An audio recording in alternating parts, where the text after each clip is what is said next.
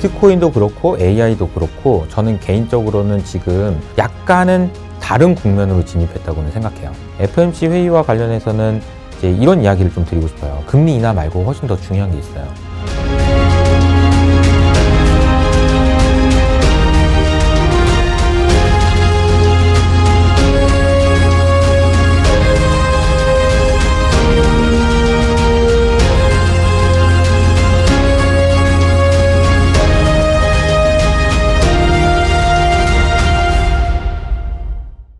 행무 반갑습니다. 오늘은 HS 아카데미의 이호석 대표님 모셨습니다. 대표님 반갑습니다. 네, 안녕하세요. 네. 오랜만에 나와주셨는데 사실 저번에 출연해 주셨을 때 크게 AI와 비트코인 딱 큰 두 가지에 대해서 인사이트를 되게 깊게 설명해 주고 가셨는데 야, 요즘에 그 두 개만 핫한 것 같더라고요. 그러게요. 이 정도면은 사실은 제가 말했지? 뭐 이런 게 해도 되지 않을까. 왜냐면은 제가 두 개만 얘기했잖아요. 그쵸. 근데 두 개 다 요즘에 이제 부각을 많이 받고 있어가지고 기분이 나쁘진 않습니다. 네. 그렇기 때문에 요즘 더 바쁘실 것 같아요. 저희 이제 HS 아카데미라는 회사 만들고 뭐 이호석 아카데미 유튜브 채널도 있지만 이제 그 고객분들하고 계속 이제 소통하는 게 있어가지고 열심히 하고 있어요. 네. 회사를 만든다는 게 저는 태어나서 한 번씩은 해봐야 되는 일이 아닌가 이런 생각이 들어요. 왜냐면은 그 삶을 대하는 자세 자체가 완전히 바뀌는 것 같아요. 아마 대표님도 많이 느끼시겠지만 우리가 어렸을 때 보면은 주인의식을 갖고 좀 살아라 뭐 이런 얘기 많이 하잖아요. 회사를 만드니까 주인의식의 끝판왕입니다. 이거는 뭐 어떻게 할 수가 없어. 이거 주인이니까 실제로. 맞죠. 와, 좀 뭐 2월 달이 얼마 전에 끝났잖아요. 2월 달이 이제 그 영업 일수가 작잖아요. 그죠? 근데 월급은 똑같이 나가는 거야? 막 이런 느낌? 그러니까 책임져야 된다. 책임감이라는 것도 더 커지고 그 책임감의 근본은 결국은 저라는 사람의 다른 사람들에게 주는 신뢰일 텐데 와, 내가 가지고 있는 신뢰가 깨지면 이것도 망가질 텐데 그러니까 나는 그러면 또 어떻게 살아야 되지까지 연결이 되더라고요. 그래서 야, 회사 만들고 나서 정말 많은 생각을 하게 되는 것 같고요. 이제 어떻게 살아야 되는지, 잘 사는 게 무엇인지 뭐 이렇게까지 연결되는 것 같아서 혹시 창업을 안 해보신 분이 있다면 꼭 창업을 해보시기를. 저만 힘들 수 없으니까 이런 생각을 좀 말씀드리고 싶습니다. 네. 저도 적극적으로 권하겠습니다. 네. 저도 사실 이제 실질적으로 사업을 차린 지는 얼마 안 돼가지고 그 차린 이후에 한두 달은 이게 맞나 싶더라고요. 내가 생각한 건 이게 아닌데. 맞아. 그 요즘에 이제 우리 국내 주식시장에서는 밸류업 해가지고 뭐 이제 대주주에 대해서 막 욕하고 막 이런 거 있잖아요. 저도 옛날에 막 엄청 얘기 많이 했거든요. 근데 이제 회사를 만드신 입장에서 보니까 사람이 이제 한쪽 분야에서만 있다 보면은 이게 되게 다인 것 같고 하지만 밖에서 나와서 여기를 보면 또 다르게 느껴지기도 하고 그렇잖아요. 그러니까 저 같은 경우에는 이제 은행에서 시작해서 보험사 갔다가 운용사 갔다가 증권사 갔다가 스타트업까지 갔거든요. 그래서 이제 제 은행 동기들은 다 저한테 도대체 왜 너는 가만히 있지 못하고 점점 더 위험한 데로만 가냐 이런 얘기를 많이 하시는데 근데 이제 이렇게 다양한 곳에서 제가 경험을 하고 나서 보니까 조금 그 객관적으로 볼 수 있는 눈은 커진 것 같아요. 이게 무슨 얘기냐면은 운용사에서 운용만 했다면은 애널리스트 입장에서 보는 매니저는 몰랐을 텐데 그러니까 매니저를 안 했다면 애널리스트가 다른 사람들은 어떻게 보고 있는지 몰랐을 텐데 그러니까 자기 객관화를 할 수 있는 방법 중에서는 다양한 경험을 하는 게 되게 중요한 것 같다는 생각이 들어요. 그래서 오늘 이따가도 말씀드리겠지만 AI, 비트코인 그리고 이제 많은 분들이 관심 있어 하시는 연준, FOMC 사실은 이게 저는 다 같이 보고 있기 때문에 밑에 보면 근본은 다 똑같아요. 다 연결돼 있는 거거든요. 그래서 이 흐름들을 오늘 좀 잘 말씀드려보도록 하겠습니다. 대표님을 사실 모실 수밖에 없었던 게 가장 핵심적으로 이제 말씀해 주셨던 AI, 비트코인이 워낙 여전히 강해서 이거를 여전히 더 좋게 보고 계신지 혹은 이를 파생해서 또 다른 기회를 보고 계신지 이게 저는 좀 굉장히 궁금했거든요. 첫 번째로는 비트코인에 대해서 좀 여쭙고 싶거든요. 왜냐하면 이미 1억 원까지 돌파해가지고 이제 사상 최고치를 다시 돌파했잖아요. 이런 상황에서도 여전히 더 우리가 가격 측면에서 긍정적으로 봐야 되는 건지 우리가 비트코인이 1억 됐다 그래서 이제 언론에서 굉장히 많이 화두가 됐죠. 그런데 이제 저는 매일 아침마다 블룸버그, 월스트리트저널, 그다음에 파이낸셜 타임즈 등등 외신을 제가 다 보고 그 내용 중에 중요한 것만 뽑아가지고 네이버 프리미엄에서 이제 서비스를 하고 있는데 우리가 1억이라는 거는 그냥 그 라운드 넘버기 때문에 우리나라 사람한테는 굉장히 의미 있는 숫자죠. 1억을 넘어섰다고? 네. 그러나 사실 미국에서는 7만 2천 불, 7만 3천 불 사이 언젠가 있는 그 아무것도 아닌 숫자에 불과해요. 그러니까 지금 전 세계적으로 비트코인에서 가격 움직임의 핵심 키를 쥐고 있는 게 결국은 미국에 있는 ETF 그리고 그렇죠. 반감기라는 그 띠이잖아요. 그렇게 보면은 이 1억이라는 숫자는 사실 별 의미는 없는 숫자다. 우리는 와 1억 그러지만 외신에서 기사 하나 안 나왔다. 이제 우리가 흔히 말하는 이 라운드 넘버라는 거는 아무 의미가 없긴 하지만 사실은 마치 2023년에서 2024년을 넘어가는 것처럼 의미 없잖아요. 같은 날이잖아요. 그런데 우리는 의미 부여를 하는 것처럼 그 라운드 넘버라는 건 의미가 있어요. 그래서 제 생각에는 오히려 우리 돈이 지금 이제 1,300원이니까 1억 3천 정도가 그 얘기가 많이 나올 때가 아닐까라는 생각이 들어요. 그러니까 이제 미국 돈으로는 한 10만 불 정도 되겠죠? 10만 불? 그럼 1억 3천? 그럼 그때는 막 전 세계 외신도 막 비트코인이 10만 불을 뭐 이런 식으로 나오겠죠. 그러면 그때는 난 이제는 팔아야 되겠다라는 생각이 많이 들어서 조정이 있을 수도 있겠지만 1억이라는 숫자 자체가 갖는 의미는 우리가 체감하는 것과는 좀 달리 그렇게 크지 않을 수 있다. 이런 생각을 말씀드리고 싶어요. 그럼 어찌됐든 비트코인에 대한 가격 전망은 여전히 긍정적으로 보고 계신 거네요? 네, 여전히 긍정적으로 보고 있고요. 여러 가지 이야기들이 있을 수 있지만 비트코인도 그렇고 AI도 그렇고 저는 개인적으로는 지금 엔비디아의 2분기 실적 나온 이후로 그리고 비트코인이 가격이 최근에 급상승한 이후로 약간은 다른 국면으로 진입했다고는 생각해요. 이게 다른 국면이라는 게 무슨 얘기냐면은 사람은 누구나 돈을 많이 벌고 싶죠. 그렇죠. 그런 욕망이 있죠. 나는 돈을 벌고 싶어. 나는 부자가 되고 싶어. 그렇다고 난 누구 피해를 주면서까지 하고 싶진 않아. 뭐 이런 느낌의 이제 욕망이 있다면은 요거보다 한 단계 좀 나간 게 있죠. 그 단어로 따지면은 이제 탐욕. 이 탐욕은 약간 좀 부정적인 의미가 강해요. 그래서 내가 이게 욕심을 내서 다른 사람을 제치고라도 막 가려고 하는 그런 욕심이 반영되어 있는 그런 단어인데 이 단어가 어울리는 그런 시장의 모습을 바뀐 것 같다. 라는 말씀을 드리고 싶어요. 엔비디아가 지난주 금요일에 갑자기 5% 오르던 게 5% 빠졌어요. 이 일이 왜 일어나는지 펀더멘탈리는 아무 이슈가 없었던 것 같아요. 근데 이제 찾아보다 보니까 이런 이야기가 있더라고요. 최근에 미국에서 엔비디아를 2배에서 3배 정도 추종하는 ETF로 자금이 연초 이후로 5배에서 10배 늘었다. 이게 무슨 얘기냐면은 엔비디아를 사는 게 아니고 엔비디아 2배 레버리지, 3배 레버리지에 돈이 엄청나게 몰린다는 얘기예요. 그러니까 그만큼 지금 쏠림이 심하다는 얘기고 지금 이거는 아까 말씀드렸던 돈 벌고 싶어 정도가 아니고 이게 탐욕의 영역까지 지금 간 것 같다. 비트코인도 마찬가지예요. 오늘 아침에 제가 나오면서 인상적으로 봤던 기사가 나이지리아 대통령이 비트코인을 금지시켜야 되겠다. 왜냐면 안 그러면 우리 나이지리아 통화가 우리나라 망할 것 같다 이러다가 이런 이야기를 했어요. 이게 왜 그러냐면은 사람들이 지금 나이지리아는요 아프리카 내에서 비트코인 거래량이 2위가 남아공인데 남아공의 한 2.5배 정도 돼요. 그러니까 압도적으로 나이지리아 사람들이 비트코인 거래를 많이 하나 봐요. 그러니까 이러다 보니까 사람들이 이런 거죠. 우리 옛날에 그 코로나 한참일 때 뭐 그런 얘기 많이 나왔는데 무슨 일을 하냐 비트코인을 사면 되지 아니 무슨 일을 하냐 뭐 나스닥 사면 되지 이런 식의 이제 반응이 이미 거기는 와 있는 거죠. 이러다 보니까 화폐의 가치가 너무나도 드라마틱하게 떨어지면서 나이지리아 통화 기준으로 2020년 대비 한 4분의 1 토막 났더라고요. 1달러가 5,000원 됐어. 그러니까 그런 나라라면 와 어떤 경제 환경일까 상상을 해보세요. 지금 그 비트코인 때문에 사람들이 거기에 열광하고 막 이쪽으로만 가고 그러다 보면서 경제가 완전 진짜 심각한 상황까지 왔다. 이런 얘기는 결국 아까 말씀드린 대로 이제 그냥 정도의 욕망 정도 수준이 아니고 좀 탐욕의 수준이 넘어간 것 같다. 이렇게 말씀드릴 수 있을 것 같고 야 그러면 이제 다 끝났네? 그러면 팔아야 되나? 이런 생각을 하실 수도 있는데 저는 여전히 좀 긍정적으로 생각해요. 그리고 이게 저는 이게 많은 분들이 지금 현재 상황을 닷컴 버블의 비유를 많이 하시거든요. 근데 지금 닷컴 버블도 결국 올랐다가 꺼졌잖아요. 네. 근데 이게 이 오르는 과정에서 아니야 이거 너무 비싸 라고 이야기한 이후로 3배 정도 올랐거든요. 그게 버블이에요. 우리가 흔히 말하는 너무 많이 오른다 버블이다 라는 이야기는 절대 그 기관 투자자가 만들지 않습니다. 이 사실이 되게 중요해요. 버블은 누가 만드냐면 개인이 만들어요. 그리고 개인이 뭘로 만드냐면은 탐욕으로 만들어요. 그러니까 이 영역으로 좀 넘어온 것 같다라는 거죠. 저도 그렇고 많은 분들이 이제 고민하셔야 되는 건 이런 것 같아요. 버블이 끝나는 걸 어떻게 할 수 있나? 버블이 시작되는 것도 모르겠고 끝나는 건 더 알기 어려운데 그 고민은 우리는 되게 열심히 해야 되는 것 같아요. 근데 지금은 여러 가지 정황상 버블로 넘어간 구간인 거는 맞는 것 같다.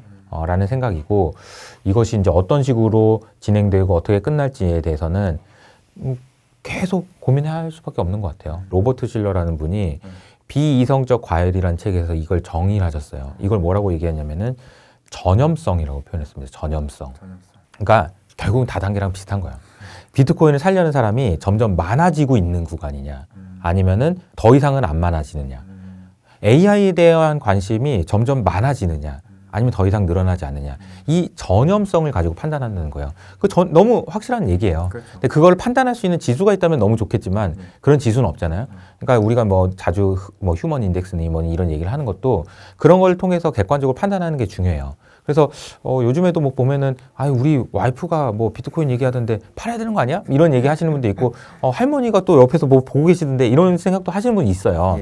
이거는 이제 뭐 그냥 정말 많은 것의 경험치 하나니까 사실 이걸 가지고 뭔가 판단하기 좀 어렵고, 그래서 제가 작년부터 매번 이렇게 그 텔레그램 채널 제가 운영하는 데서 설문조사를 해요. 4천만 원에서 5천만 원 넘어서 5천만 원 됐다. 그러면서 제가 설문조사를 했었거든요. 여러분들 내년에 2024년에 어떤 자산이 제일 좋아 보이세요? 이렇게 물어봤어요.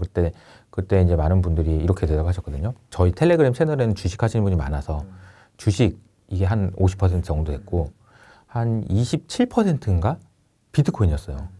그래서 비트코인 2등이었거든요. 그러면 여러분의 금융자산 중에 비트코인의 비중은 얼마나 돼요? 물어봤거든요. 놀랍게도 50%, 60% 가깝게가 없는데? 그래서 심지어 비트코인이 두 번째로 좋다고 얘기한 사람 중에서도 40%는 없는 데였어요. 그래서 제가 며칠 전에 1억 돌파 기념으로 한 번 더 했거든요. 지금도 48%는 안 하고 있습니다. 비트코인이 0이에요. 아무도 없어요. 그러니까 몇 분 정도는 관심 있는 분들이 지금 이제 막 생겨나기 시작하죠. 근데 이게 전염성이라는 관점에서 보면 어떻게 어디까지 갈 수 있을까라고 생각을 해보면 저는 그냥 개인적으로는 한 30%대까지는 내려가야 되지 않을까. 그런 생각을 좀 하고 있습니다. 나름대로는 저는 그러니까 이 전염성이라는 걸 측정할 수 있는 방법을 고민하고 있는 거예요. 이미 이제 버블로 들어간 것 같거든요. 저도 여기서 막 더 막 따라 사세요, 막 하세요라고는 말을 못해서 제가 이제 자주 쓰는 표현이 이제 스테이라는 표현인데, 제 말을 듣고 AI를 사셨다면, 비트코인을 사셨다면 가지고 계세요. 그냥 스테이 하세요. 호들갑 떨면 안 됩니다. 여기서는. 왜냐하면 변동성이 너무 커지고 지금 버블의 영역으로 들어왔으니까 호들갑 떨지 말고 이게 언제 끝날지에 대해서는 저도 나름대로 고민하고 같이 고민해 봅시다. 이런 정도라고 말씀드릴 수 있을 것 같아요.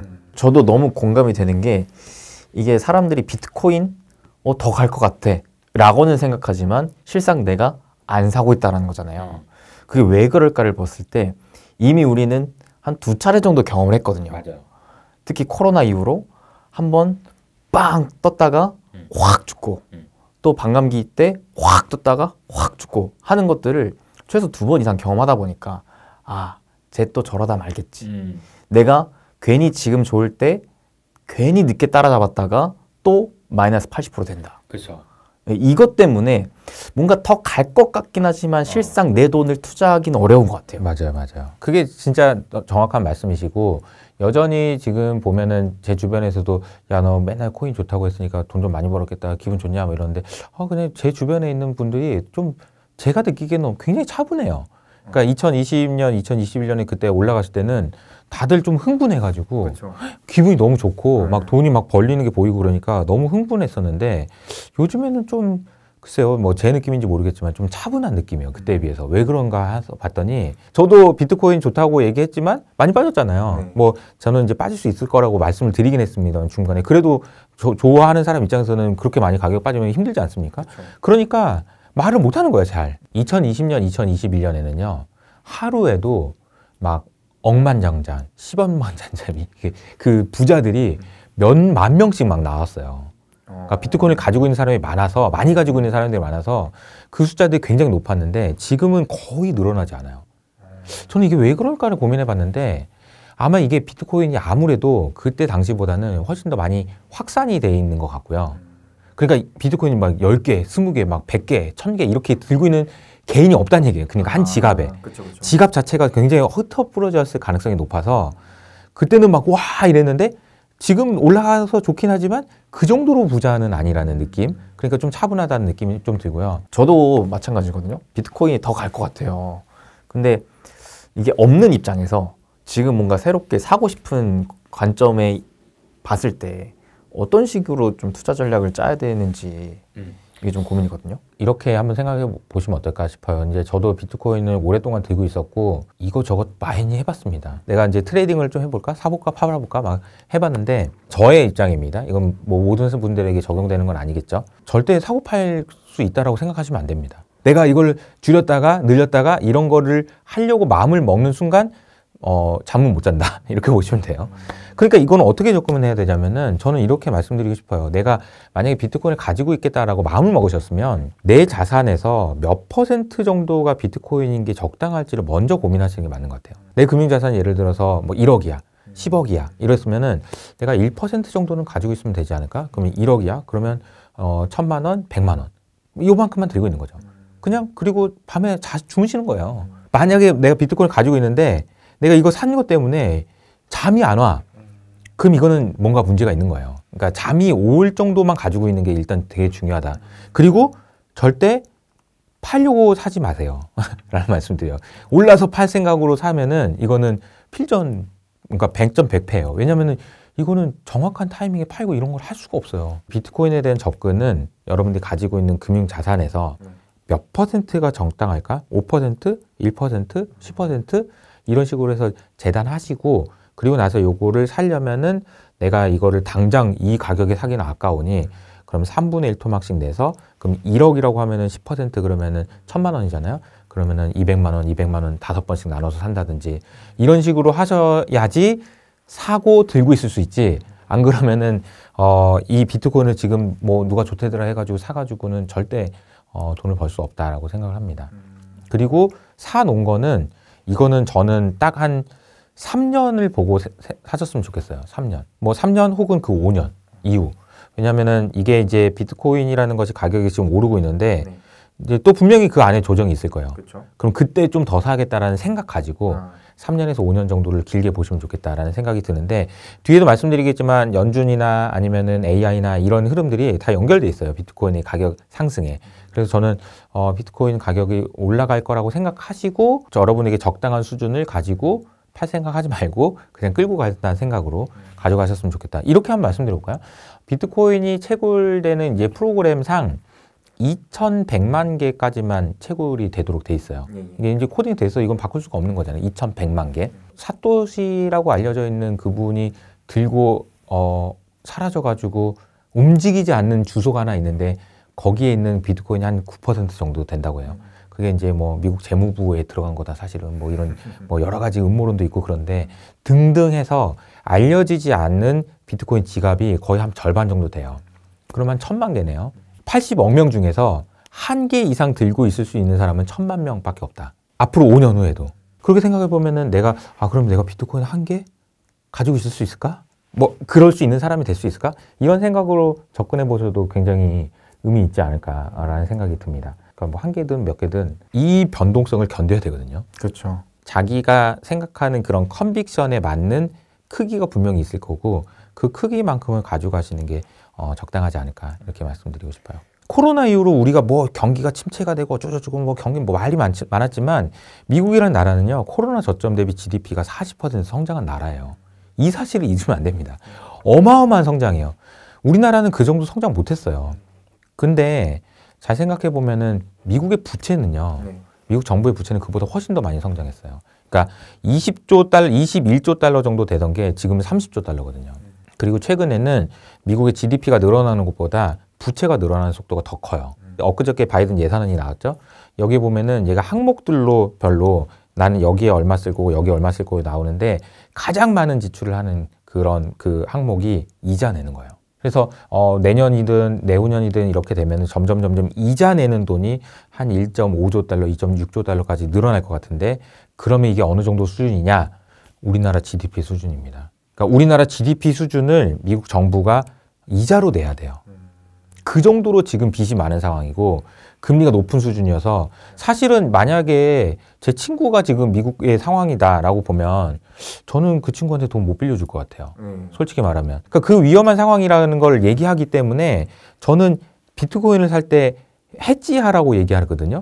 이 위험한 상황이 빠딱 잘못하면은 이자를 내기 위해서 부채를 더 많이 빌리고 그런 상황이 계속 악순환이 가면 이건 빠져나올 수가 없어요. 그러니까 1금융권 안 가고 2금융권 가고 저기 산화머니 뭐 이런 데 가야 되는 거예요. 그러니까 그런 상황이 미국이 될 수 있다라는 상상을 하기 어렵죠. 그럴 리는 없고요. 하지만 혹시 모르는 거잖아. 그럴 수 있는 상황이 조금이라도 생기면 아 이러면 어떡하지라는 사람들이 생각이 있을 거고 그러면 그랬을 때 내 자산을 지킬 수 있는 거 내가 어디다 넣어놔야 되는지 생각을 해보면 다른 안이 없다는 거예요. 그래서 비트코인을 가지고 있으면 이런 위험들이 해지가 된다라고 해서 제가 해지 위드 비트코인이라고 제가 막 말씀을 드리는 이유거든요. 그러니까 이 위험을 여러분 간과하시면 안 된다. 이 이야기를 뭐 제가 한 게 아니고 저는 작년부터 막 말씀드렸는데 최근에 레이 달리오 그리고 빌 에크먼 다 이 얘기를 하고 있어요. 비트코인이 이렇게 되면은 에너지 더 많이 쓰고 에너지 가격이 올라가서 달러 가격이 뭐 폭락할 수 있고 미국이라는 나라가 굉장히 위험해질 수 있는데 비트코인을 좀 살까? 미국이 곧 망할 거고요. 미국이라는 제국가 이제 무너집니다. 이런 얘기가 아니에요. 야 조금이라도 금이 가면 사람들은 의심할 거거든요. 근데 그랬을 때 어떤 행동을 할 것인지를 고민해 보면 사실 마땅히 없어요. 금? 비트코인? 외에는 내가 자산을 어디다가 안전하게 저장해 놓을 수 있는 공간이 마땅치가 않다는 거죠. 그렇죠, 그렇죠. 근데 대표님 제가 코인 관련해서 마지막으로 궁금한 거는 우리가 익히 좀 알고 있다시피 이 비트코인에 속히 말해 불장이 찾아왔을 때는 비트코인은 한 뭐 예를 들어 5배, 10배 오르면 알트코인은 뭐 그거에 막 100배 이렇게도 오르잖아요. 그래서 이 알트코인 쪽으로의 이제 단기적인 어찌 보면 매매를 좀 할 필요도 있지 않나라고 생각하는데 이 시장도 계속 보고 계신가요? 네, 저는 뭐 알트코인도 올라갈 수 있다고 생각하지만 저도 투자를 하고 있지 않고 투자를 권하지도 않습니다. 왜냐하면 올라갈 수 있다는 걸 알겠어요. 그런데 알트코인을 사려고 하는 마음을 한번 스스로에게 자문해 보시면 비트코인은 많이 올라서 못 사겠고 알트코인이 싸서 그래서 알트코인 더 많이 올라가서일 거잖아요.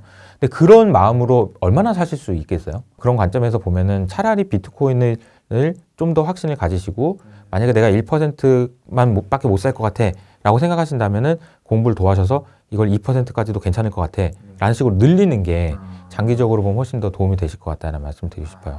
핵심적인 얘기를 해주셨던 것 같은 게 이게 우리가 알트코인 하면 이제 수익률을 보고 저거 사고 싶다는 생각을 하잖아요. 근데 말씀하셨다시피 사실 이쪽은 잘 모르는 경우가 대다수이다 보니까 사더라도 조금만 사는 거죠. 맞아요. 조금만 사고 알트코인 사가지고 뭐 80%예요. 마이너스 90%예요. 자랑처럼 얘기할 수 있는 이유가 얼마 안 샀기 때문이에요. 그렇죠. 얼마 안 살 거면은 사지 마요 그냥.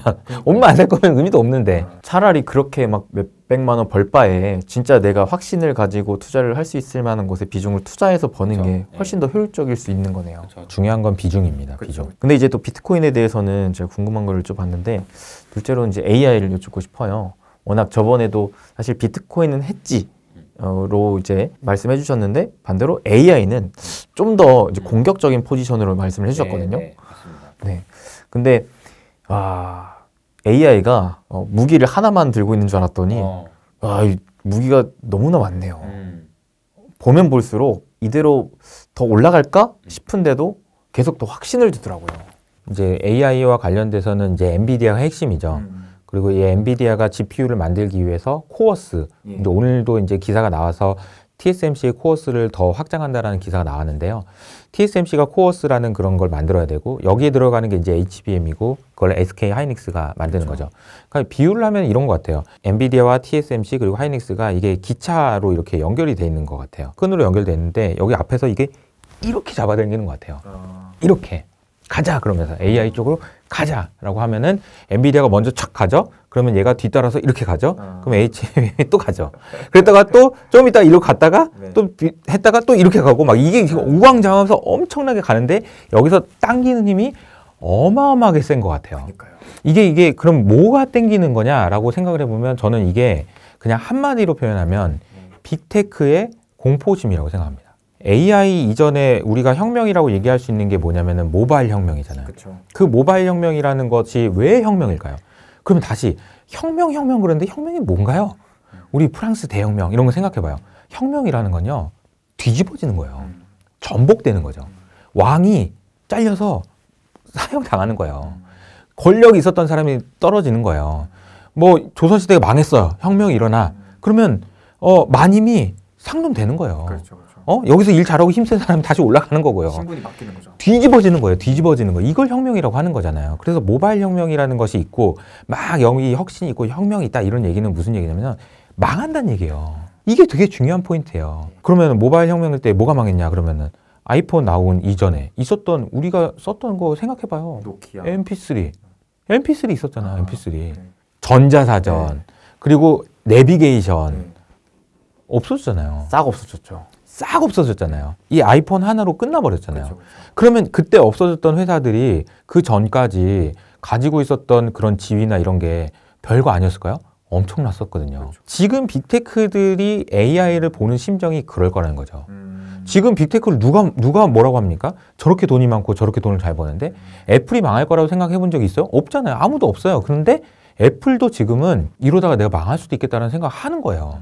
애플이 망한다는 게 아니고 애플도 역시나 자기가 수많은 기업들을 망가뜨리고 없앴던 것처럼 그 대상이 될 수도 있는 거예요. 그렇죠. 애플이 왜 이렇게 엄청난 헤게모니를 가질 수 있었냐?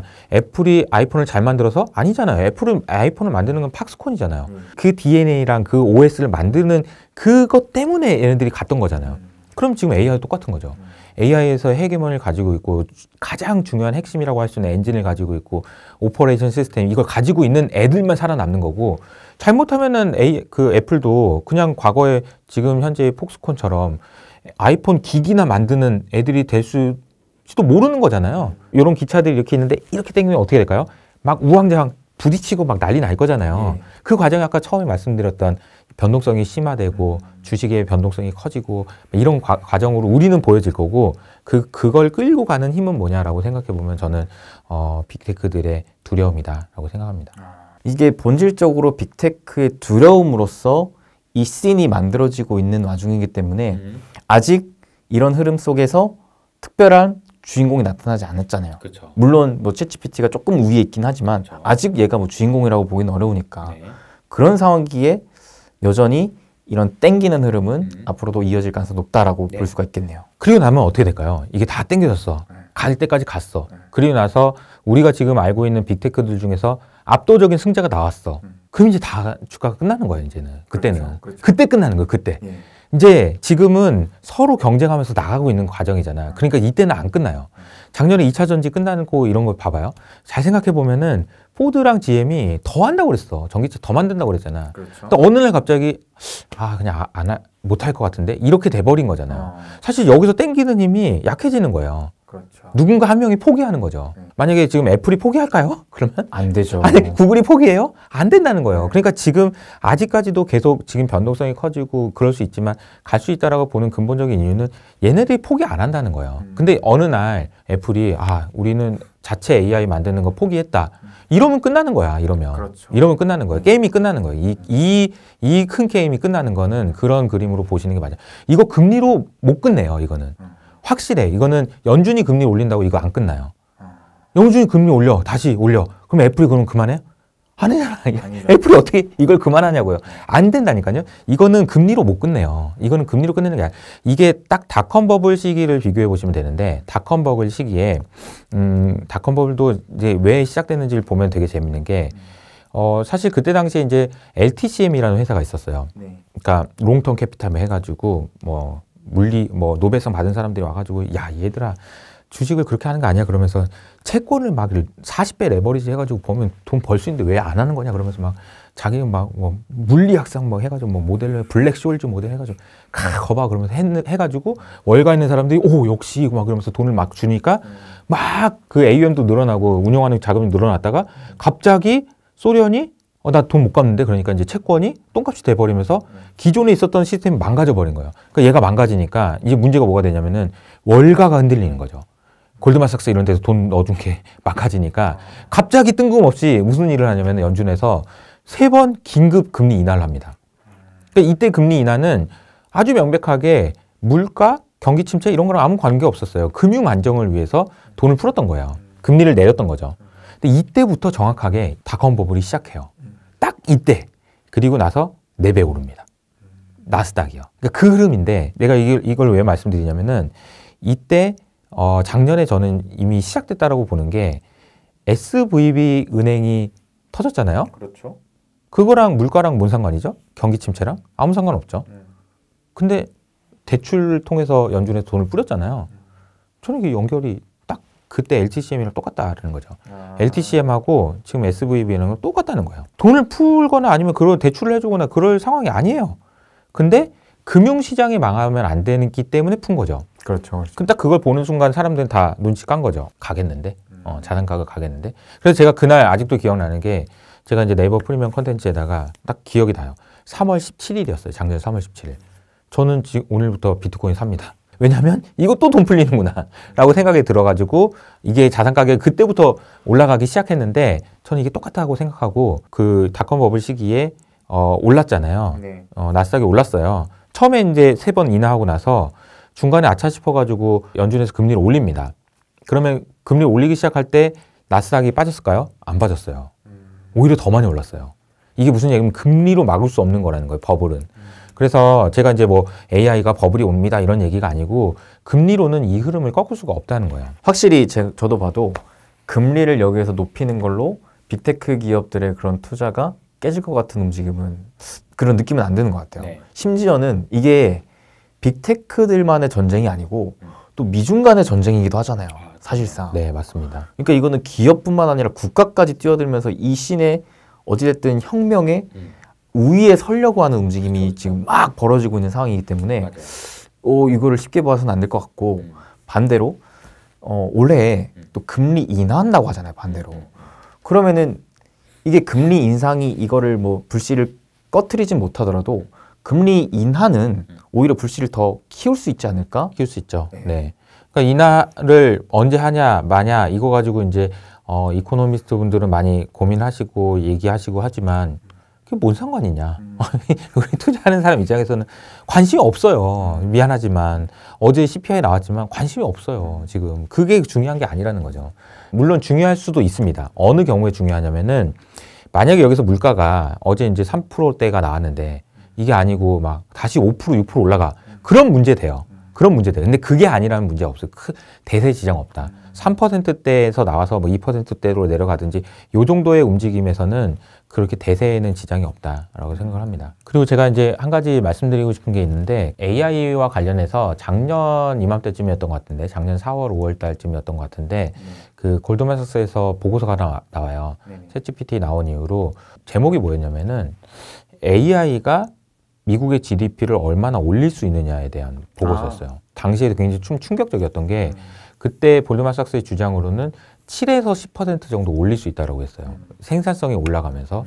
그래서 지금 사실은 많은 경제학자분들이 가장 궁금해하고 가장 고민하는 거는 이 AI라는 것이 좋아. 근데 이게 과연 생산성을 높일 수 있냐를 가지고 엄청 고민 많이 하고 계세요. 자, 이 AI로 생산성이 높아진다는 얘기는 앞서 제가 미국의 GDP가 20에서 28까지 40% 올랐어요 라고 얘기했는데 이게 더 올라간다는 얘기예요. 그렇죠. 저도 작년에 그거 관련해서 좀 자료를 찾아봤더니 그때 당시 이제 전망 보고서에는 AI가 이끌어내는 생산성 효율이 과거 그 IT, 그 다음에 로봇, 그 다음에 뭐 증기기관 이런 것들이랑 비교했을 때 그때 이제 생산성 효율 성장률에 대해서도 비교를 해보면 거의 2배 이상, 거의 뭐 3, 4배 가까이 이렇게 전망을 하고 있더라고요. 이거는 되게 사실 좀 두려운 마음으로 이 얘기를 들으셔야 돼요. 이게 20에서 28까지 올랐다고 했잖아요. 예. 근데 우리는 지금 1.6에서 1.8 이러고 있단 말이에요. 그렇죠. 그러니까 지금 미국이란 나라가 지금 4년 동안 그 큰 사이즈가 8조 달러가 넘어가면서 우리나라의 GDP가 이 연마다 올라가는 정도거든요. 그 정도로 지금 성장하고 있는데 지금 월가에서는 무슨 얘기가 나오냐면 AI 때문에 이 성장률 자체가 높아질 것 같다는 얘기를 하고 있는 거예요. 이 성장률 자체가 높아진다는 얘기는 어떤 의미가 있냐면요. 금리 안 내려도 된다는 얘기예요. 소위 말하는 중립금리라는 개념이 뭐냐면은 내가 이 정도 금리면은 연준에서 이 정도 금리를 맞추면은 물가를 낮추거나 아니면 높이거나 하지 않고 그냥 적당하게 놔둔 정도 수준의 금리를 중립금리라고 얘기하는데 이 금리가 올라간 것 같다는 얘기를 하는 거예요. 왜? 생산성이 높아져서. 근데 이게 만약에 이렇게 되잖아요? 그럼 큰일 나는 얘기예요. 반대로. 이것도 해지하셔야 되는 얘기예요. 왜냐하면은 우리나라는 중립금리 여기 있어요. 확정적으로 더 낮아질 것 같아요. 출산율 보세요. 뭐 지금 생산 가능 인구 보세요. 우리가 자연적으로 성장할 수 있는 잠재 성장률 자체는 올라갈 개연성이 별로 높지가 않아요. 우리나라는. 올라갈 수도 있겠지만 가능성이 거의 얘기하시는 거의 없어요. 미국 올라간단 말이에요. 그럼 잘 생각해 보세요. 우리는 여기 있는데 미국 여기 있다. 그럼 누구한테 투자할 거냐? 금리가 우리나라보다 미국이 더 높아요, 지금. 근데 우리가 이 현상을 보고 있을 때 괜찮다고 하는 이유가 뭐냐면은 야, 미국이라는 나라가 저렇게 큰데 어떻게 저렇게 계속 성장해? 가 있단 말이야. 근데 계속 성장해. 그러면 자금은 어떻게 이동할 건데요? 이렇게 생각을 해보면은 이 이야기는 상당히 무섭다라는 생각을 가지고 들으셔야 되는 얘기입니다. 그래서 저는 오히려 거꾸로 밸류업이라는 이런 흐름이 단순히 저 PBR 사서 먹어 이런 개념이 아니고 저는 이거 외에는 우리나라 주식시장을 구조적으로 올릴 수 있는 방법이 없어요. 근데 이거는 그래서 너무 중요한 것 같아요. 밸류업이라는 것도 마찬가지로. 어제 골드만삭스에서 또 보고서가 나왔는데 이 보고서는 모든 분들에게 공개되어 있는 보고서를 보실 수가 있어요. 그래서 그 내용을 제가 설명해드린 영상도 만들고 있는데 미국의 시가총액 비중이 굉장히 높은 것 같지만 과거랑 비교해보면 그렇게 높진 않아요. 지금. 전 세계적에서 미국이 차지한 비중이 50%가 좀 넘거든요. 시가총액 비중이. 그래서 와 이게 미국만 너무 좋은 거 아니야? 라는 생각을 하실 수 있는데 생각보다 그렇지가 않아요. 그 자료를 보면. 왜 어떤 측면에서 그렇지 않냐면은 과거에 비하면 그렇게 높지 않아요. 과거에도 그보다 높은 적도 있어요. 두 번째는 잘 생각해 보시면 나스닥에 상장되어 있는 기업들 중에서 해외 기업이 많아요. 유럽에 있는 상장되어 있는 기업들 중에서 나스닥에 상장되어 있는 기업들 비중이 굉장히 높아요. 그러니까 이제 잘 나가는 회사들이 저 나스닥이라는 시장 장터 가가지고 내 주식 팔고 있다는 얘기예요. 그러니까 나스닥 시가총액이 크다라는 얘기인데 너무 리즈너블 하잖아요. 사실 저도 그렇게 생각하는 게 삼성전자가 우리나라 코스피 안 있고 저기 있으면 엄청 많이 올라갈 것 같은데요. 그 제값을 받을 수 있는 데가 저기라고 생각하니까 전 세계에 있는 혁신 기업들이 절로 가서 상장해. 그러니까 이게 크다는 거를 우리가 막연하게 야 미국이 어떻게 저렇게까지 그거 아니고 전 세계에서 제일 괜찮은 회사들이 저기 있다고 생각해 보면 또 저게 그렇게 그 비중이 그렇게까지 높은 거 아닌 것 같은데? 라는 생각이 들어요. 네, 대표님 AI를 이제 열차를 확 끈다라는 표현을 쓰시고 그 이제 파생적으로 계속 이게 따라오는 듯한 느낌으로 표현을 해주셨는데 실제로 최근에 주식시장을 보더라도 원래는 반도체 주도적으로 이제 강세 흐름을 보여줬었다면은 최근에는 클라우드라든지 아니면은 액침 냉각이라든지 이런 것들로 차근차근 이제 파생화가 되는 것 같더라고요. 이런 쪽에 있어서의 투자 기회를 또 엿보고 계신 게 있을까요? 네. 아까 제가 골드만삭스 이야기를 했는데, 골드만삭스에서 작년에는 AI가 미국의 GDP를 올리는데 얼마나 기여했느냐를 가지고 설명을 했다면, 얼마 전에 나온 보고서입니다. 이 보고서의 제목이 뭐냐면은, 헬스케어가 미국의 GDP를 얼마나 개선시킬 수 있느냐를 가지고, 또 나왔어요. 그래서, 그 헬스케어가 왜 여기 나오지? 사람의 건강이 GDP에 미치는 영향에 대한 보고서거든요. 여기서 이제 제가 깜짝 놀란 그냥 결론만 말씀드리면 이런 내용이 포함되어 있어요. 사람이 아프거나 아니면은 일찍 죽거나 그리고 아픈 사람을 간호하는 것 때문에 소비되는 낭비되는 그런 GDP의 규모가 10%다. 그것도 있었어요. 뚱뚱한 사람이 일을 못한다. 뚱뚱한 것 때문에 낮아지는 생산성이 경제 효과가 이 정도다. 그래가지고 결론은 사람들이 더 건강해지면 그리고 더 날씬해지면 10% 경제성장이 올라갈 수 있다. 이게 결론이에요. 직관적으로 그냥 설명드려보면 저도 증권사에서 애널리스트도 하고 투자 전략 팀장도 했잖아요. 이런 그림을 한번 상상해 보시면 될 것 같아요. 골드만삭스의 투자 전략 팀장이 있어. 이 사람이 이렇게 얘기하는 거죠. 야, 다 같이 모여서 이제 회의를 하는 거예요. 야, 내년에 우리 연준이 금리를 내리긴 하겠지? 내리겠죠. 언제 내리든 내리겠죠. 야, 그러면은 반도체도 좋고 AI도 좋은데 바이오가 좋지 않을까? 이런 얘기를 했겠죠. 바이오 괜찮을 수 있죠. 근데 맨날 금리 내리면은 바이오 오른다 이런 얘기 너무 식상하지 않냐? 그렇죠. 그럼 뭐가 없을까요? 그럼 우리 이걸 한번 조사해 보자. 비만이라는 것이 경제에 미치는 악영향에 대해서 조사해야 되는 거 있어? 여기 논문 되게 많은데요? 그래, 논문 정리 다 돼 있어요. 이거 그리고 이제 일찍 죽는 것부터 시작해가지고 건강이라는 것이 개선되는 것이 얼마나 큰 효과가 있는지에 대해서 보고서가 나온 거예요. 그러니까 저는 이게 딱 그런 것 같아요. 일단 그냥 바이오가 좋을 것 같은데 또 다른 거 없나? 라고 해서 나온 얘기고 사실 이게 딱 아까 설명드렸던 AI 가지고 보고서 썼던 골드만삭스의 보고서가 딱 오버랩 되는 거죠. 느낌 이상한데? 이거 괜찮은 것 같은데? 이런 생각이 좀 들었다. 그래서 바이오에서도 저는 기회가 분명히 있을 거라고 생각하고 여기서의 핵심은, 바이오에서 핵심은 비용을 얼마나 AI로 절감해 주느냐의 문제인 거예요. 그래서 신약 개발을 AI로 어떻게 하느냐, 그것과 관련된 회사들이 어디 있느냐, 이런 것을 좀 관심 있게 보시면 좋지 않을까라는 생각이 듭니다. 저도 작년부터 되게 많이 관심을 가지고 있는 분야가 이 분야이기도 하고 이번에 JP모건 헬스케어 컨퍼런스에서 발표된 것만 보더라도 이쪽을 확실하게 장기적인 트렌드로 봐야 되는구나라는 생각을 했거든요. 근데 이 시장성은 너무나 분명한 것 같은데 맞아요. 아직 이제 특별하게 뭐 예를 들어 엔비디아 이런 기업처럼 뭔가 딱 대장이 될 만한 기업이 딱히 안 보여가지고 조금 어렵긴 하더라고요. 엔비디아가 다음 주에 GTC 행사가 있죠. 굉장히 좀 중요한 행사입니다. 그러니까 제 생각에는 FOMC보다 더 중요한 것 같은데 엔비디아 GTC에서 어떤 이야기를 할 건지 젠슨 왕이 저는 젠슨 왕이 입장에서 생각해 보면 이럴 것 같아요. 그러니까 GP 매출 총이익이 뭐 70%, 80% 이런 상황이잖아요, 지금. 그 상황을 옆에 있는 기업들은 어떤 생각으로 보고 있을까요? 진짜 얄밉지 않을까요? 야, 불도 저렇게 안 남게 팔겠다. 진짜 너무하네. 이런 생각 하지 않겠어요? 그렇죠. 근데 이제 엔비디아 입장에서는 그렇게 얘기하겠죠. 아니, 너네들 사가는 걸 어떡하냐. 나는 지금 뭐 마이크로소프트한테만 팔라는데 애플이 와가지고 웃돈 주고 사간다는데 어떡하냐. 이런 얘기인 거잖아요.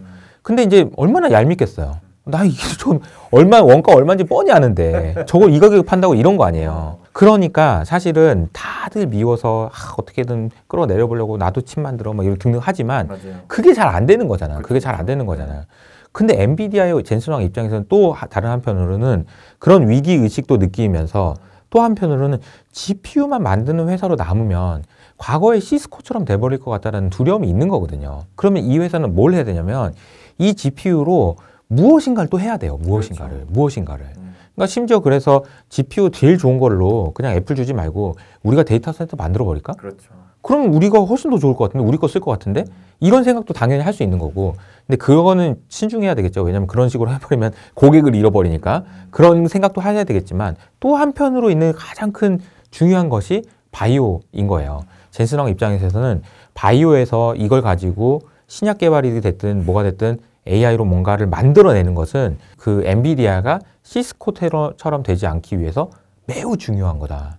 그래서 아마 GTC에서도 신약과 관련된 이야기는 반드시 하지 않을까라는 생각이 듭니다. 그럴 것 같아요. 근데 그 엔비디아가 리커전에 투자를 하긴 했죠. 네. 그래서 아마 많은 분들이 알고 계시겠지만 엔비디아가 직접 투자한 회사들이 몇 개 있어요. 네. 그래서 며칠 전에 엔비디아가 투자를 했다고 해가지고 많이 올랐다가 최근에 좀 조정 받았거든요.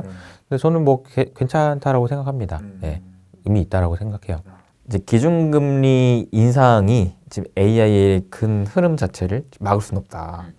근데 이제 반대로 저는 금리 인하가 이런 흐름을 더 불을 지펴줄 수 있을 것 같다는 생각은 하는데 중요한 건 그 흐름이 물론 계속 조금씩 지연되고 있긴 하지만 어찌됐든 다가오고 있긴 하잖아요. 그렇죠? 그러면은 그때부터는 좀 더 이런 흐름에 있어서 더 강한 상승 랠리가 나올 수 있지 않을까라는 그렇죠. 생각을 하는데 이에 대해서는 어떻게 생각하세요? 이와 관련해서는 사실 이제 금리 인하 언제 하냐가 사실 많은 분들의 질문일 텐데 그 질문에 대해서는 저는 이렇게 말씀드리고 싶습니다. 3월 FOMC 회의에서 이렇게 얘기할 것 같아요. 파월이 5월 달에 언제 인하할 건지 얘기해 줄게. 5월 달에 얘기해 줄 텐데 아마 뭐 6월이나 7월이나 이런 식으로 되지 않겠어? 그러니까 이제 거의 이제 금리 인하라는 것이 점점 기정사실화되고 있는 과정이다라고 보시면 될 것 같아요. 근데 어제 CPI가 나오긴 했지만 이 숫자가 사실 안심하기는 아직 일러서 몇 달 정도는 더 데이터를 지켜봐야 된다라는 이제 파월의 심정이 이해가 되지만 금리 인하 쪽으로 이제 많이 기울었다. 근데 이 얘기는 반대로 얘기하면 이렇게 해석을 하셔야 됩니다. 근데 네가 말한 대로 그게 아니고 파월이 마음을 바꿔서 혹은 상황이 그렇지 않아서 다시 금리를 올릴 수 있는 상황으로 바뀌었다. 그럼 일단 도망을 좀 가야 돼요. 이거는 상황이 바뀐 거니까. 그러니까 그럴 가능성은 좀 낮다라고 보되 혹시라도 금리 아까 제가 말씀드렸죠. 물가가 5%, 6% 다시 올라가서 금리 올려야 되는 상황. 이거는 도망가야 되는 거예요. 일단은 비트코인이고 뭐고 필요 없어요. 그냥 다 일단 도망가야 되는 거예요. 근데 그게 아니다라고 하면은 가던 대로 간다라는 그림으로 이해를 하시면 될 것 같고 제가 오늘 오랜만에 나왔으니까 FOMC 회의와 관련해서는 이제 이런 이야기를 좀 드리고 싶어요. 금리 인하 말고 훨씬 더 중요한 게 있어요. 이게 뭐냐면은 QT예요. QT. 양적 완화, 양적 긴축 뭐 어려운 용어들인데 이거를 그냥 쉽게 그냥 설명드리면 QE는 돈 풀기고 QT는 돈 걷어들이기 그냥 이렇게 이해를 하시면 될 것 같아요. 그러니까 연준이 없는 돈을 찍어서 그 돈으로 미국 채권을 산다. 그래서 미국 정부에 돈이 들어가고 정부가 돈을 쓴다. 이게 QE라면 QT는 연준이 가지고 있는 국채, 미국 국채를 판다가 되는 거죠. 그죠? 그래서 돈을 가지고 온다. 아까 QE는 연준이 돈을 뿌린다. 나간다. 돈이 나간다. 이번에는 돈이 들어온다. 이런 거잖아요. 그럼 뭔가를 팔았겠죠? 근데 이게 QT는 두 가지가 있어요. 첫 번째는 소극적인 QT가 있고 두 번째는 적극적인 QT가 있어요. 제가 만약에 수빈님한테 돈을 빌려주고 채권을 받았다고 합시다. 근데 이 채권이라는 건 그냥 증서예요. 1년 있다 갚을게요라고 써져 있는 증서예요. 근데 1년 있다가 됐어. 만기가. 그럼 이거 어떻게 해야 되죠? 돈을 막 1,000만 원 빌려줬어. 이 종이가 있는데 만기가 오늘이야. 그럼 어떻게 해야 돼요? 이 종이를 찢어버리고 돈을 받아야지. 그쵸. 이걸 이제 채권이 이제 소멸되는 거죠. 만기가 돼서 없어지는 거예요. 여러분이 그 은행에서 대출 받을 때는 대출 받은 다음에 대출 만기가 되면 대출이 끝납니다. 대신에 이제 이럴 수 있죠. 좀 연장해 주면 안 돼요? 그러면은 이걸 합니다. 새로운 대출을 만들어서 대환을 해줘요. 대환한다는 얘기는 뭐냐면은 새로운 대출을 만들어서 이 대출을 갚아버려요.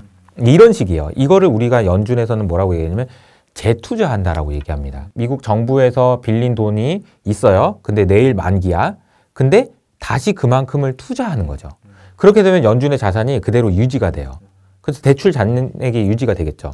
근데 이게 만약에 만기가 되는데 재투자를 안 해줘. 그럼 어떻게 되는 거죠? 미국 정부한테 돈을 진짜로 받아야죠. 그만큼. 그렇죠. 대출 갚아야죠. 1,000만 원 갚아야죠. 그러니까 1,000만 원이 나한테 들어오는 거죠. 그리고 내가 가지고 있었던 1,000만 원짜리 그 채권은 어떻게 돼요? 줄어드는 거죠. 이게 QT예요. 이게 소극적 QT예요. 이 소극적 QT라는 것은 무슨 얘기냐면은 만기가 되면 줄이는 거예요. 만기가 되면. 만기가 되기 전에는 놔두는 거예요. 그래서 소극적 QT예요. 그럼 적극적 QT는 뭐냐? 수빈님이 1년 있다 갚는다고 했어요. 종이에 써 있어. 근데 제가 오늘 물어보는 거지. 혹시 만기 안 됐는데 못 갚아요? 이거 찢어버리고 돈 갚으라는 거야. 그럼 약간 적극적인 큐티죠. 만기가 안 됐는데도 돈 내놔 이렇게 하는 거니까. 근데 지금 연준은 뭘 하고 있냐면 소극적 큐티를 하고 있습니다.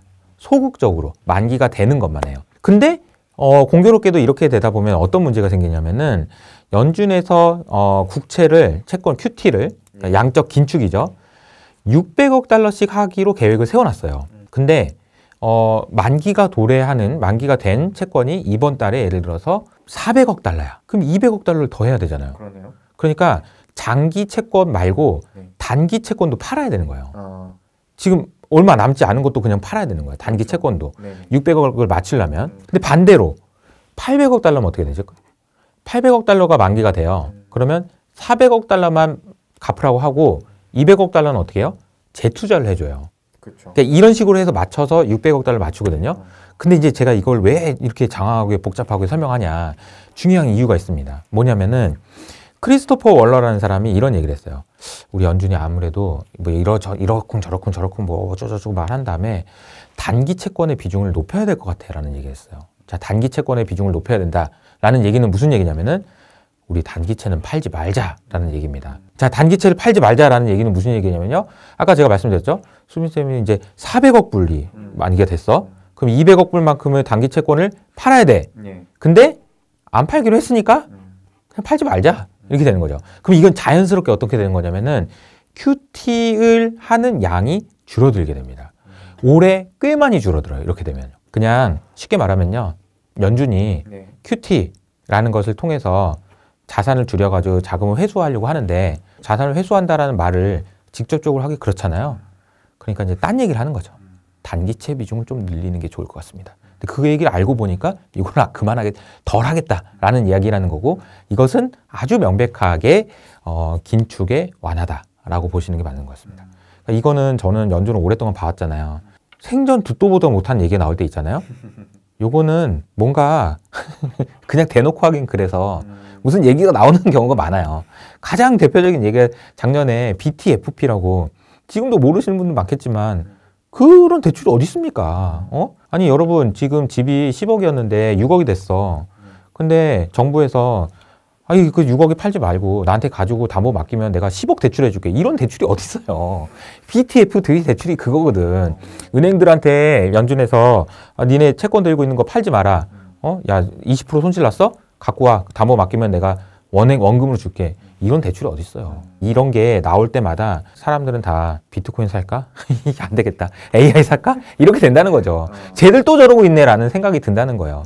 과거에도 QE라는 게 처음 났을 때도 그리고 막 QE가 아니고 무슨 뭐 오퍼레이션 트위스트라는 얘기가 나왔을 때고 포워드 가이던스라는 얘기가 나왔을 때고 처음 들어보는 얘기들이 나올 때마다 사실은 연준이 입장은 그럼 결국 뭐냐면은 그냥 뭐 좀 돈을 더 풀어서라도 뭐가 해야 되는데 이거 그냥 대놓고 얘기하긴 뭐하고 저도 이게 보면서 느낀 게 저걸 또 저런 식으로 말하는구나. 단기채 비중을 늘린다고 얘기하는 것을 통해서 QE를 줄인다는 얘기를 직접적으로 하지 않으면서 또 저런 식으로 하는구나 이런 생각을 하게 되더라고요. 근데 결국은 다 이런 얘기는 그 화폐의 가치, 달러의 가치가 줄어드는 데 영향을 줍니다. 그리고 뭐 비트코인이든 AI든 좋은 자산의 가격이 올라가는데 영향을 준다. 이렇게 이해하시면 좋을 것 같아요. 연준이 갑자기 듣도 보도 못한 새로운 막 말을 하면은 그 숨은 뜻을 빨리 캐치해내야겠네요. 듣도 못한 얘기 나오면 그냥 그런 거라고 생각하시면 돼요. 왜 이런 얘기까지 나왔을까? 왜냐하면은 제가 버냉키가 쓴 21세기 통화정책이라는 책이 있어요. 좀 두꺼운 책인데 네. 나중에 이제 미래 연준에 대한 이야기도 있거든요. 거기 보면 다 나와 있는 얘기예요. 지금 제가 말씀드리는 게 다 나와 있습니다. 그러니까 지금 다 계획이 돼 있는 거예요. 카드를 이때 안 써야 되는데 써야 될까? 상업용 부동산 망해? 그럼 이때 쓰자. 이때 쓰자. 다 있어요. 예, 그러니까 처음 들어본 용어 나온다. 그럼 쟤들이 또 뭐 저 하는구나 이렇게 생각하시면 됩니다. 정리를 해보자면은 일단 연준 입장에서는 지금 어찌됐든 긴축을 좀 완화하면서 이후로는 이제 금리 인하에 대한 방향성을 좀 밟아 나가려고 하는 상황. 이렇게 되면은 결국 자산에 대한 가치가 더 증가할 수 있게 되는 거고 지금 가장 메인인 AI와 또 비트코인 이 두 가지에 대한 자산에 대한 가치는 앞으로도 좀 긍정적으로 바라볼 수 있겠다라는 그렇죠. 거네요. 오늘 아마 영상을 보신 분들은 제가 이제 어떤 생각으로 이렇게 얘기하고 있는지를 쭉 따라오셨을 것 같은데 그 근간에는 또 이제 연준이라는 그러니까 중앙은행에서 이야기하는 컨트롤하는 그런 부분이 있다라는 생각을 하시면 좋을 것 같고 그러면 뭐 달러의 가치만 하락한다는 거냐? 뭐 그렇지 않습니다. 왜냐하면은 달러의 가치가 하락하는 걸 눈치를 보면서 다른 데도 다 똑같이 하락시키고 있거든요. 우리나라 원화도 마찬가지고요. 다 마찬가지입니다. 그래서 이런 식으로 이제 이해하시고 전체적으로 보시면 되지 않을까라는 생각이 듭니다. 야, 사실 이게 기준금리 인하만 봤을 때도 이게 아까 중간에 살짝 얘기하셨던 미국의 부채 이런 것과 또 연결지어서 미국 이거 한번 셧다운 나오는 거 아닌가? 라는 이제 우려감도 많이 표명하시는 분들이 있거든요. 그래서 사실상 지금 이제 자산 가치가 계속 높아져 가는 게 버블이고 이거 한번 크게 터진다. 그래서 올 한 해 좀 조심할 필요가 있다라는 이제 뉘앙스도 여기저기서 들리긴 하는데 이 부분은 혹시 어떻게 생각하세요? 가능성이 있죠. 그러니까 이제 미국에서 큰 사단이 난다 뭐 이런 거잖아요. 그러니까 이제 그럴 사단에 대비하기 위해서 저는 비트코인이 오히려 더 좋아요. 미국이 부채를 못 갚아서 그런 상황이 된다고? 그럼 뭐 사야 될까? 오히려 더 좋은 거예요, 비트코인은. 그래서 제가 이제 해지한다라는 표현을 쓴 거고, 만약에 그런 상황이 된다면은 AI든 뭐 나스닥이든 이런 전통적인 자산은 좀 조정을 받을 수 있겠죠. 그렇죠. 그런데 그게 큰 흐름을 바꿀 정도의 그런 움직임이냐, 아니냐, 이걸 판단하시는 게 되게 중요하다고 봅니다. 이게 이제 어떤 식으로 끝이 날지에 대한 고민도 많이 해야 되거든요. 그러니까 이제 뭐 닷컴 버블이 될지 그 이상의 버블이 될지 분명히 한 건 꺼져요. 아까 제가 이렇게 땡긴다고 했지만 이렇게 땡겼는데 승자가 결정되고 패자가 결정되면 끝난다고 한 이유가 뭐냐면은 이렇게 땡기는 동안 공급 과잉이 되기 때문에 그래요. 잘 생각해 보세요. 그렇죠. AI 뭐 애플도 한다고 그러고 마이크로소프트도 한다고 그러고 다 한다고 그러고 다 땡겼어. 근데 누구 한 명이 포기해. 그러면 얘네 따라가지고 했던 게 공급 과잉 되는 거예요. 포드도 만든다고 그러고 GM도 만든다고 다 따라 했어. 근데 안 만든다고 그러면 어떻게 된다는 거예요? 결론적으로는 공급 과잉 된다는 거죠. 결론적으로는. 그러니까 이제 어떻게 끝나는지에 대해서 고민을 되게 많이 해야 되고 쉽게 설명드리면 누구 하나가 포기한다. 그래 네가 이겼다. 승자가 결정되는, 우리가 이제 불확실성 해소가 되면 주가가 오른다고 하잖아요. 그렇죠. 반대로 생각해 보면 지금은 누가 이길지 모르고 AI가 얼마나 좋을지를 모르는 불확실성 하에 있기 때문에 주가가 더 오르는 거예요. 왜냐면 더 무섭거든. 얼마나 더 좋을지 모르니까. 근데 얼마나 더 좋아질지를 알았어. 그리고 누가 승자가 될지 알았어. 그럼 이제 끝나는 거예요. 이제 그런 관점으로 우리가 바라보시면서 투자를 하시면 좋지 않을까라는 생각이 듭니다. 아마 많은 분들이 이거는 다 오케이 하실 거예요. AI, 비트코인 올라가? 오케이. 근데 그래서 뭐 사? 어떻게 투자해? 라고 봤을 때 비트코인 전략 오케이. AI는 지금 그러면은 계속 올라가는 뭐 엔비디아라도 따라 사야 돼? 아니면 혹시 뭐 새롭게 치고 올라오는 애들 뭐 미리 내가 보고 해야 돼? 아니면 이거 그냥 골고루 다 뭐 ETF라든 투자를 해야 돼? 이렇게 좀 고민하실 것 같거든요. 저는 그냥 나스닥이 제일 좋다고 생각합니다. 결론이 나스닥이냐 시시하다 이렇게 생각할 수도 있지만 뭐 아까 제가 말씀드렸던 뭐 리커전이 좋을 수도 있고 엔비디아가 좋을 수도 있고 다 좋을 수 있죠. 그런데 지금은요, 누가 승자가 될지 모르는 싸움이라는 게 되게 중요해요. 그러나 나스닥에는 승자가 남아 있을 겁니다. 그리고 그 승자가 비중이 높은 상태로 유지하면서 계속 갈 거예요. 그렇기 때문에 사실은 나스닥에 투자라고 지금까지 내가 이야기 들은 줄 아냐? 라고 생각할 수 있지만 가장 합리적인 선택은 나스닥이 될 가능성이 높아요. 아, 근데 샀다가 그래도 팔아야 이익이 나는 거 아니냐. 그럴 수 있죠. 그럼 팔아. 그래, 이익이 났어. 그럼 나스닥으로 보내. 나스닥을 약간 그 저장 창고 같은 느낌으로. 어차피 얘는 안 팔 거. 그러니까 비트코인과 나스닥을 저장 창고 같은 느낌으로 다른 데서 놀아서 이제 돈을 벌었어요? 그럼 일단 여기다 저장해 놓는 거죠. 안 팔 걸로. 안 파는 걸로. 거의 은행 느낌인 거예요. 은행 느낌으로. 나스닥에 저금해 놓는다 느낌으로. 왜냐면 여기에 승자가 누가 될지는 정해지는 게 여기에 반영이 될 거니까. 5년 후, 10년 후에 AI 승자 누가 될지 우리 알 수 없잖아요. 그렇죠. 그런데 나스닥에 투자하는 건 방법이 될 수 있는 거죠. S&P 500보다도 나스닥인가요? 아무래도 기술주 비중이 높으니까. 네, 지금 현재의 핵심은 AI인 거고. 그러니까 나스닥이 훨씬 더 좋다라고 생각합니다. 그럼 혹시 끝으로 저희 시청자분들께 한마디 해주실 말씀 있으실까요? 어떻게 받아들일지 모르겠지만 우리가 이제 투자를 한다라는 거는 결국은 더 잘 살기 위해서고 또 잘 죽기 위해서잖아요. 투자가 우리의 건강을 해치면 안 되고, 그래서 아까 제가 비트코인을 샀는데 내가 밤에 잠이 안 온다. 그러면 안 되는 거예요. 그래서 나의 건강을 해치지 않는 선에서 여러분들 투자 잘 성공하시고 건강하시기를 부탁드리고요. 저희 이호석 아카데미 채널도 많이 사랑해 주시면 감사하겠습니다. 네, 이렇게 해서 오늘 이호석 대표님 모시고 다양한 또 이야기 나눠봤습니다. 확실히 대표님과의 이 이야기는 처음과 끝을 다 들어야 여운이 짙게 남는 것 같아요. 네. 저도 사실 최근까지 저 개인적인 투자에 대한 방향성이 딱 정리가 됐거든요. 근데 오늘 대표님과의 만남 이후로 요거 조금 더 수정 보완해야겠다 라는 생각이 좀 들었습니다. 아무튼 여러분들께서도 지금 여기까지 영상을 보고 계신 분들은 아마 여운이 짙게 남으실 것 같은데 이게 생각으로 끝나는 게 아니라 여러분들 투자에 실질적으로 좀 잘 활용하셔서 부디 좋은 결과 다들 얻으시길 바라겠습니다. 그럼 그런 여러분들 함께 응원하면서 저희 마무리 인사하겠습니다. 여러분 행복 되세요.